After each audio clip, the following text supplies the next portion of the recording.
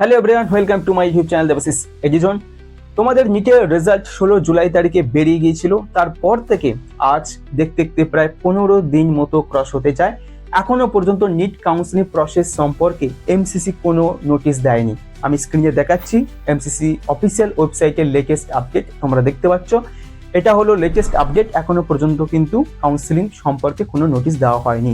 তবে the Times of India এর article অনুযায়ী তোমাদের যে কাউন্সিলিং যে প্রসেস খুব শীঘ্রই কিন্তু শুরু হতে চলেছে। কবে থেকে শুরু হবে, ওয়েস্ট বেঙ্গলে কবে থেকে শুরু হতে চলেছে, আজ সমস্ত কিছু আজকের এই ভিডিওতে জানাবো। তো চলো বোর্ডের দিকে তাকাও। দ্য টাইমস অফ ইন্ডিয়া এর আর্টিকেল অনুযায়ী তোমাদের কিন্তু যে কাউন্সিলিং যে প্রসেস তা কিন্তু আগস্টে পুরো ফার্স্ট উইকে যে কোনো দিন কিন্তু শুরু হতে পারে। তবে এক্সপেক্টেড তোমাদের অল ইন্ডিয়া যে কাউন্সিলিং সেটা কিন্তু শুরু হবে 7 থেকে 9 আগস্টের যে কোনো দিন।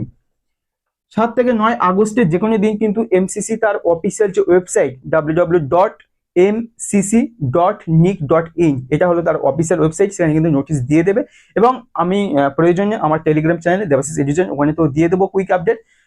প্রয়োজনে আমি কিন্তু শর্ট ভিডিও বানিয়ে দিতে পারি, ঠিক আছে, কুইক আপডেট দিয়ে দেবো। এবারে 7 থেকে 9 আগস্টে কিন্তু যে কোনো সময় কিন্তু কাউন্সিলিং স্টার্ট হতে পারে। তবে এক্সপেক্টেড আমার সম্ভবত 7 তারিখ যদি না হয় 8 তারিখে শিওর তোমাদের কিন্তু কাউন্সিলিং শুরু হয়ে যাবে। আর ওয়েস্ট বেঙ্গল যে কাউন্সিলিং যে প্রসেস তা কিন্তু অল ইন্ডিয়া শুরু হওয়ার পর 3 থেকে 4 দিন পরে কিন্তু ওয়েস্ট বেঙ্গল কাউন্সিলিং স্টার্ট হয়ে যায়। সুতরাং যদি 7 তারিখে যদি তোমাদের অল ইন্ডিয়া কাউন্সিলিং যদি শুরু হয় তাহলে কিন্তু মোটামুটি ওয়েস্ট বেঙ্গল কিন্তু 10 তারিখে কিন্তু স্টার্ট হয়ে যাবে। 10 আগস্ট থেকে কিন্তু এর কিন্তু কাউন্সিলিং প্রসেস শুরু হয়ে যাবে। এটা হলো তোমার ওয়েস্ট বেঙ্গলের কথা বলছি। এবার যেটা গুরুত্বপূর্ণ বিষয় হলো এটা কাউন্সিলিং প্রসেসটা কি। প্রথম তোমাকে রেজিস্ট্রেশন করতে হবে। 1 নম্বরের যে কাজ তোমাকে কি করতে হবে, অনলাইনে রেজিস্ট্রেশন করতে হবে, ঠিক আছে। রেজিস্ট্রেশন অনলাইনে প্রসেস আমি পুরো ডিটেলস একটা ভিডিও বানিয়ে দেবো কিভাবে তৈরি করতে হয়। রেজিস্ট্রেশনের পর তোমাদের কি করতে হয়, ডকুমেন্টগুলো আপলোড করতে হয়। ডকুমেন্ট আপলোড, ঠিক আছে। তুমি ডকুমেন্ট আপলোড করলে, ডকুমেন্ট আপলোড পর তোমার মেরিট লিস্ট দেবে। সেই মেরিট লিস্ট অনুযায়ী তোমাদের কিন্তু কি করতে হবে, চয়েস ফিলিং করতে হবে, ঠিক আছে।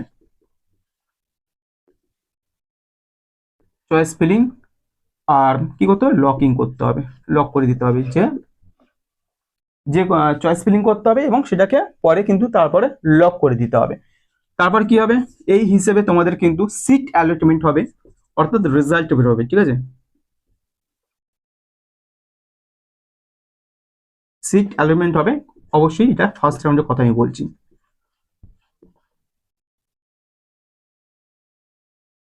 তারপর কি করতে হবে, তারপর সিট অ্যালটমেন্ট হয়ে যাওয়ার পর তোমাদের কিন্তু কলেজ রিপোর্টিং অর্থাৎ ডকুমেন্ট ভেরিফিকেশন,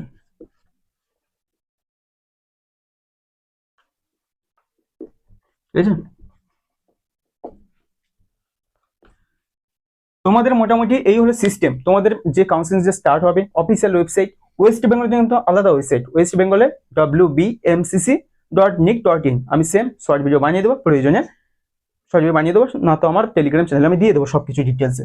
আচ্ছা, তোমাদের রেজিস্ট্রেশন পুরো একদম কিভাবে রেজিস্ট্রেশন প্রসেসিং শুরু হয়, কিভাবে এটা পুরোপুরি অল ইন্ডিয়া হয়।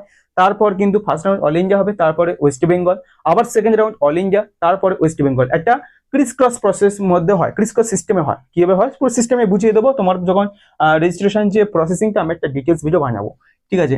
ডকুমেন্ট আপলোড করতে হবে। ডকুমেন্ট আপলোড করে দেওয়ার পর তোমাদের মেরিট লিস্ট, সেই হিসাবে তোমাদের চয়েস ফিলিং করবে। এবং চয়েস ফিলিং সময় এটা তোমাদের জানতে হবে যে প্রেফারেন্স লিস্ট কিভাবে সাজাবে। এটা খুব গুরুত্বপূর্ণ ভাই। তোমাদের যে মার্কস এসছে, যে কাট অফ যে মার্কস আমি দেখিয়েছিলাম একটা ভিডিওতে, ওই যে মার্কস হিসাবে তোমরা চয়েস ফিলিংটা কিভাবে করবে, কিভাবে প্রেফারেন্স লিস্ট সাজাবে, সেটা খুব ইম্পর্টেন্ট এবং ওটাও আমি একটা ভিডিও বানিয়ে দেবো।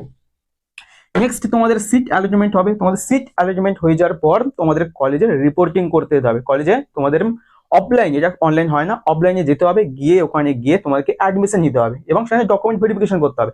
এবং ডকুমেন্ট ভেরিফিকেশনের সময় কি কি ডকুমেন্ট দরকার, স্পেশালি 3টে ডকুমেন্ট একটু সমস্যা হয় ছেলেমেয়েদেরকে, ওটা একটু হ্যারাসমেন্ট হয়।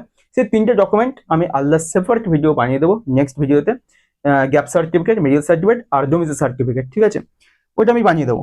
এগুলো সমস্ত কিছু নিয়ে তোমাদেরকে ডকুমেন্ট ভেরিফিকেশন করতে হবে এবং সিট অ্যাডমেন্ট। তারপরে যদি তোমাদের মনে হয় কলেজ আমার পছন্দ হয়নি, আমি আবার প্রসেসিং এগোবো, তাহলে তোমাদের কিন্তু আপগ্রেডেশনের মাধ্যমে আবার কিন্তু এগোবে, আপগ্রেডেশন করতে হবে। ঠিক আছে, এই হলো টোটাল প্রসেস। তো এই পর্যন্ত আমার ইনফরমেশন দেওয়ার ছিল। যদি ভিডিওটা ইনফরমেটিভ লাগে, যদি ভালো লাগে, অবশ্যই লাইক করবে, বন্ধুদেরকে শেয়ার করবে, আর নতুন হয়ে তাহলে চ্যানেলটিকে সাবস্ক্রাইব করে রাখবে। থ্যাংক ইউ, দেখা হচ্ছে পরবর্তী ভিডিওতে।